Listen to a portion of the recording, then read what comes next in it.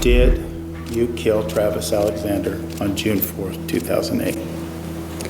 Yes, I did.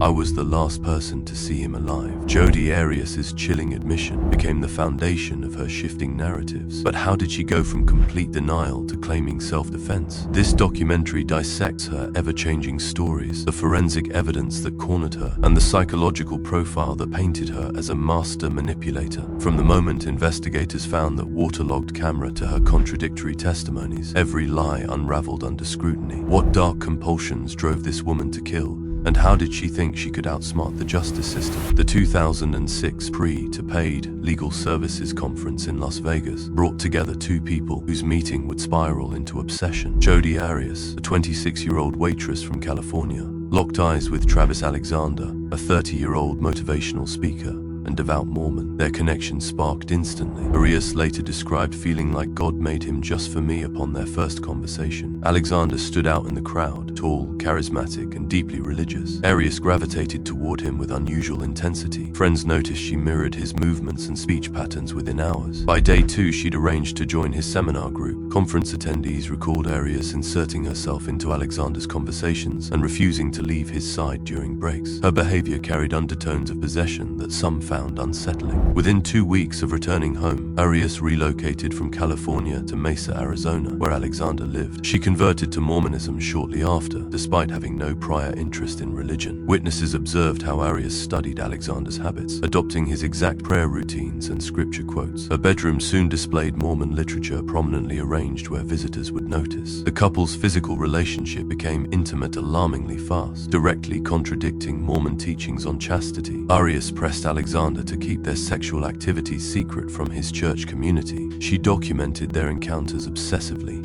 taking explicit photos and recording phone conversations without his knowledge. Friends noticed she logged Alexander's daily schedule in meticulous detail, never arriving coincidentally at his gym, workplace, or church. Arias strategically positioned herself as indispensable. She cooked Alexander's meals, cleaned his home, and volunteered for his business events. When he praised a dish at a restaurant, she returned days later with the recipe mastered. Witnesses described her assisting with his presentations, anticipating technical needs before he voiced them. This pattern deepened as she isolated Alexander from other relationships. 4 months into dating, disturbing patterns emerged. Arias hacked into Alexander's email accounts multiple times. She sent disparaging messages to women he interacted with, then blamed technical errors. After Alexander spent an evening helping a female church member move, Arias slashed the woman's car tires. When confronted, she insisted it must have been random vandalism. By early 2007, Alexander's journals expressed growing unease. He described Arias's mood shifts, how she'd oscillate between adoration and fury over minor slights. Once, after seeing him speak politely to a waitress, she disappeared for hours, returning with uncharacteristic silence. His friends reported Arias showing up unexpectedly at his gym late at night, watching him work out through the windows. The relationship officially ended after 5 months, though Arias refused to accept this. She escalated her intrusions, appearing at Alexander's doorstep crying, then angry, then flirtatious in rapid succession. His housemates installed security cameras after catching her entering the home while Alexander was away.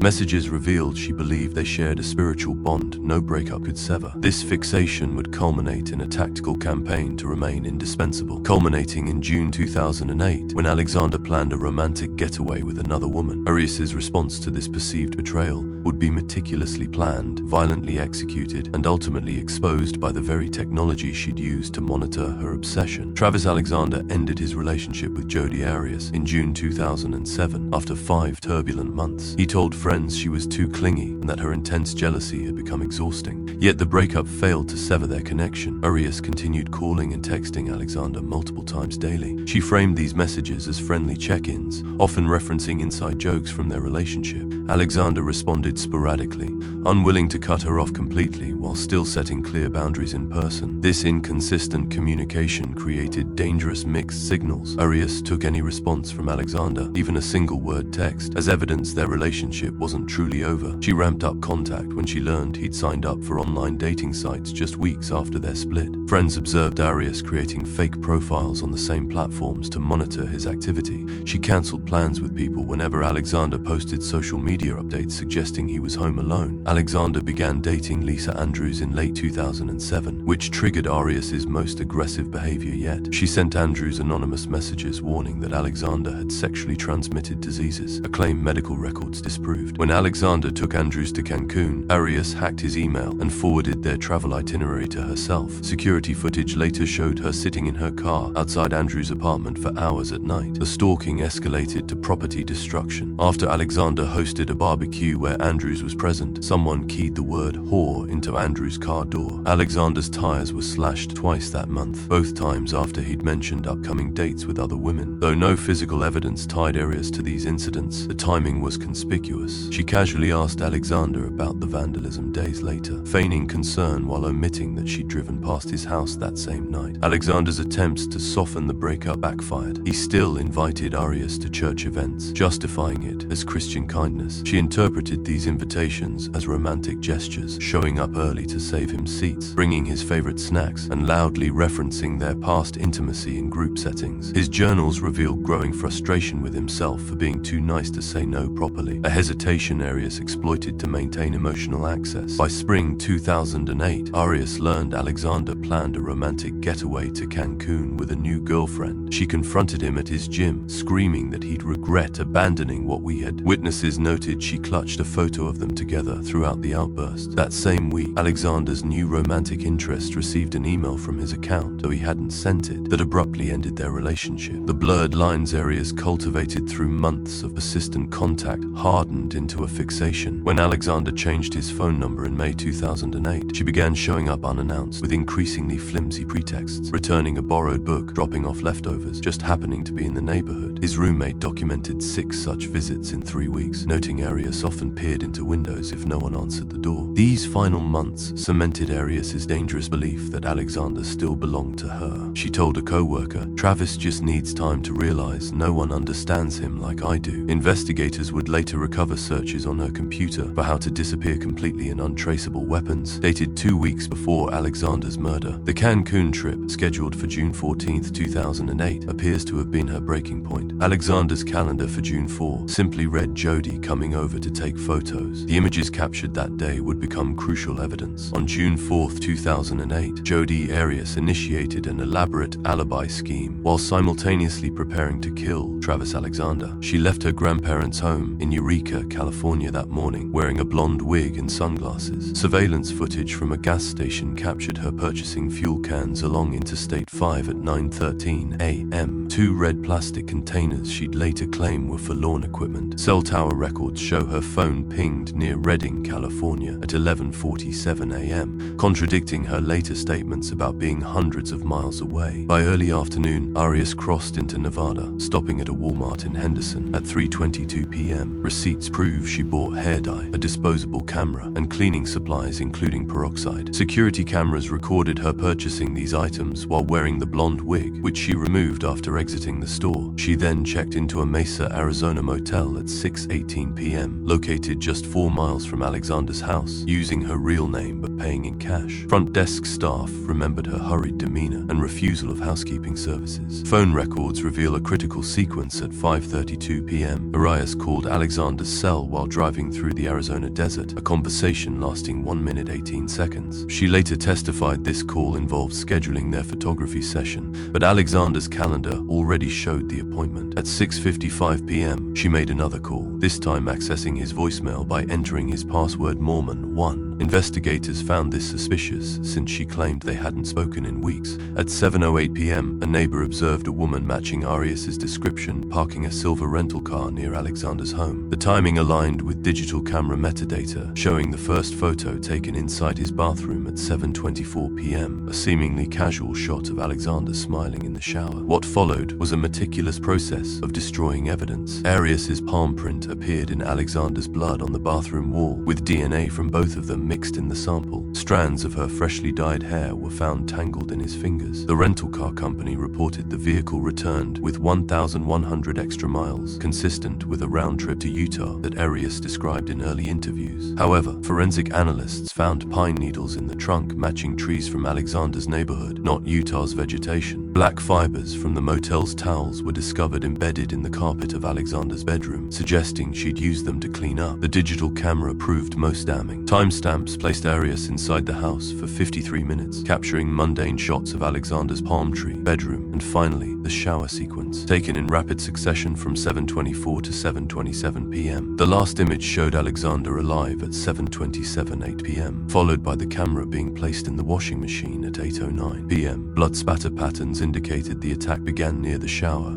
with Alexander suffering 29 knife wounds and a gunshot to the face. The placement of the camera, wrapped in a bloody towel inside the running washer, proved someone had methodically tried to destroy evidence while still inside the home. Arias's behavior after the murder raised further suspicion. She visited an Arizona sex shop on June 6, purchasing adult toys, and was seen laughing at a memorial service for Alexander days later. When questioned initially, she claimed to have not seen Alexander since April. The timeline began unraveling when detectives matched camera timestamps with her phone's GPS data, placing her at the scene during the murder window. The forensic evidence against Jodi Arias became undeniable when investigators recovered a Canon PowerShot digital camera from Travis Alexander's washing machine. Detectives found it wrapped in a blood-stained towel during their initial sweep of the crime scene. Although submerged in water, the camera's memory card remained intact, preserving time-stamped photos that documented Arias's presence in Alexander's home at the exact time of the murder. The first image showed Alexander alive in his shower at 7:24 p.m. on June 4, smiling at the camera Arias held. Subsequent photos captured increasingly tight shots of his nude body, taken minutes before the attack began. Criminalists identified Arias's bloody palm print on the bathroom wall beside Alexander's body. The print contained a mixture of both their DNA, with hers overlaying his, proving she touched the wall after he bled. Along the blood transfer trail leading to the bedroom, analysts found strands of auburn hair matching Arias's freshly dyed color, tangled in Alexander's fingers. A single 9mm bullet casing in the hallway matched the gunshot wound to Alexander's forehead. Gunpowder residue tests confirmed the shot was fired at close range, less than 2 feet from his face. The level of violence contradicted Arias's eventual claim of self-defense. Alexander suffered 27 knife wounds, including a near decapitation cut that severed his carotid artery. Defensive injuries covered his hands and arms, showing he'd fought desperately. The knife's downward stabbing angle indicated the attacker stood over him during much of the assault. Blood spatter analysis placed Arias in the small shower stall with Alexander during the initial attack, contradicting her intruder theory. Alexander's digital footprint further dismantled Arias's alibi. Phone records showed she accessed his voicemail at 6:55 p.m. that evening, using a password she shouldn't have known if they'd been estranged, as she claimed. Cell tower pings traced her drive from California to Arizona that morning, disproving her initial statement about being hundreds of miles away. Rental car records placed her near Alexander's neighborhood during the murder window, with pine needles in the trunk matching trees from his property. The camera's metadata proved most damning. At 7:27 p.m., it captured the last photo of Alexander alive. The timestamp then jumped to 8:09 p.m. when someone, forensically confirmed to be Arias, placed it in the washing machine. This 42-minute gap aligned with the estimated time of death.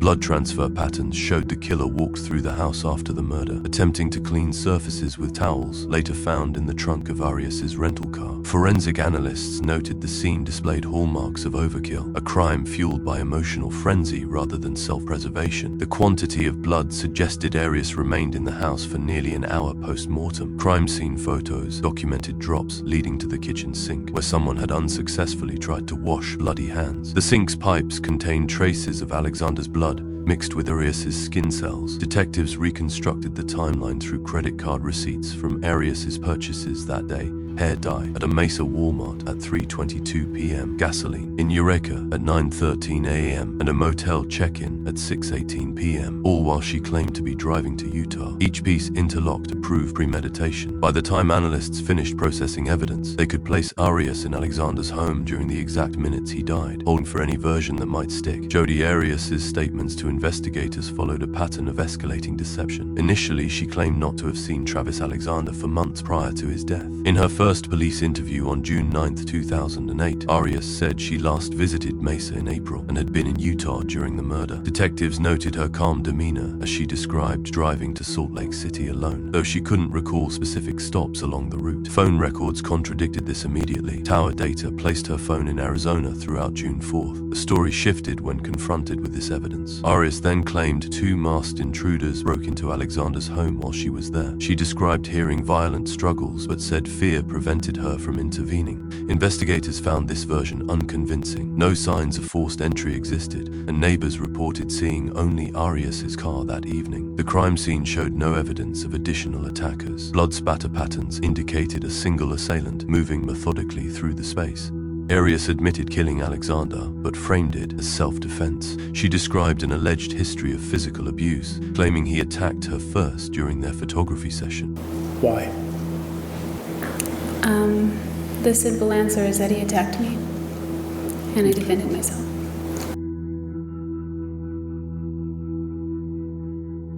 Forensic analysts debunked this. Alexander had no defensive wounds on his arms, while Arias showed no injuries consistent with being assaulted. The time-stamped photos showed Alexander smiling in the shower moments before death, with no indication of conflict. Prosecutors demonstrated how Arias tailored her story to match emerging evidence. After learning police found her DNA at the scene, she invented a story about cutting her finger while washing dishes days earlier. When shown Walmart receipts proving she bought ammunition, she claimed Alexander had asked her to purchase bullets for his non-existent gun. Each new piece of evidence prompted another calculated revision rather than full disclosure. The lies unraveled spectacularly during cross-examination. Prosecutor Juan Martinez confronted Arias with her own contradictory statements. She couldn't explain why her initial alibi placed her in Utah, while her rental car mileage suggested California. When shown the time-stamped shower photos, she alternated between claiming they depicted consensual intimacy and saying Alexander had coerced her into taking them. Jurors noted her descriptions of events changed based on whichever narrative seemed most advantageous in the moment. Medical examiner Dr. Kevin Horn's testimony struck a decisive blow against the self-defense claim. Alexander suffered wounds incompatible with a spontaneous attack. The deep throat slash would have immediately disabled him, yet the killer delivered 28 additional stab wounds afterwards. Blood spatter showed the attack began while Alexander stood showering, then continued as he collapsed. The gunshot to his forehead came last, execution style. Arias's shifting accounts served 2 purposes: avoiding immediate suspicion while laying groundwork for eventual legal strategy. Early denials bought time to dispose of evidence. The intruder story created reasonable doubt before forensic testing proved otherwise. The final self-defense narrative aligned with her attorney's planned trial strategy, but the cumulative effect destroyed her credibility.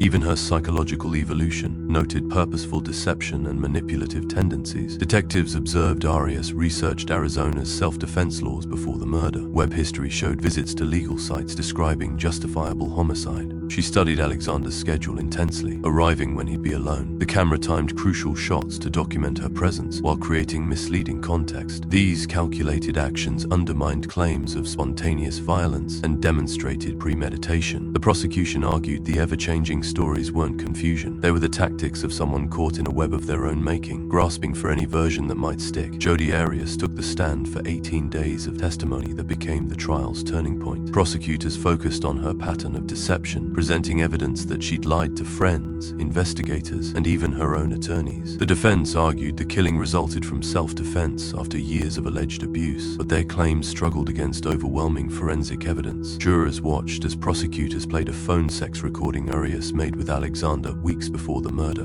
Her moans and whispered affirmations directly contradicted her testimony about fearing him. The recording featured Arias saying, "I love how you take control and I trust you completely," statements undermining her abuse allegations. Text messages showed similar contradictions, including one where Arias wrote, "I was born to be your girl" just 3 days before the murder. The defense's psychological expert diagnosed Arias with borderline personality disorder, attempting to explain her shifting stories as as symptoms of trauma. Prosecution experts countered that her behavior indicated calculated manipulation rather than mental illness. They noted how Arias could recall minute details when beneficial, but claimed memory lapses for inconvenient facts. One psychiatrist testified that her web searches about self-defense laws demonstrated clear forethought rather than impulsive behavior. Arias's testimony contained glaring inconsistencies. She claimed Alexander attacked her with a knife, yet couldn't explain why her fingerprints were the only ones found on the weapon. When shown photos she took of Alexander smiling in the shower, she alternated between calling them consensual and claiming they were taken under duress. Her explanation for the 29 stab wounds changed multiple times during cross-examination, ranging from "I don't remember" to "I blacked out" to detailed descriptions of each strike. The jury's reactions became visibly skeptical as testimony progressed. One juror later recalled noticing how Arias's demeanor shifted based on who questioned her. She displayed tears and trembling when describing alleged abuse to her attorney, but became combative under cross-examination. Prosecutors highlighted how she smiled when discussing intimate details with Alexander, but claimed terror in his presence. Physical evidence dismantled the self-defense claim. The medical examiner noted Alexander suffered wounds inconsistent with a struggle. The deep throat slash would have incapacitated him instantly, making the 28 subsequent stab wounds forensically excessive. Blood spatter analysis showed Arias stood over Alexander delivering most wounds, with the gunshot fired last as he lay motionless. The trial exposed Arias's meticulous planning. She dyed her hair before the murder, rented a car under her own name but paid cash, and created an alibi dependent on gas station receipts. Each strategy backfired when investigators matched timelines against digital evidence. Phone records proved she accessed Alexander's voicemail the day of the murder, despite claiming no contact. The camera's timestamps placed her in the house for nearly an hour after the killing, methodically placing evidence in the washing machine. By the trial's end, even the defense's arguments focused on mitigating circumstances rather than innocence. Their sentencing phase portrayed Arias as a damaged woman reacting to emotional trauma, but the prosecution's narrative of premeditation held more weight with jurors, who later described being particularly influenced by how Arias's stories adapted to each new piece of evidence, rather than forming a coherent account. The contrast between her composed police interviews and dramatic courtroom tears ultimately painted a picture of manipulation rather than genuine remorse. The case of Jodi Arias left a disturbing legacy, not just in its brutality, but in how meticulously she constructed narratives to evade accountability. The legal system ultimately exposed her manipulations, yet questions remain about whether any trial can adequately address such calculated violence. Experts note her case illustrates how obsession, when left unchecked, can escalate from possessive behavior to irreversible acts. Alexander's final moments, captured unknowingly by his own camera, serve as a grim reminder of how easily trust can be weaponized. Arias's shifting stories, preserved in court records, stand as a blueprint of deception, unravel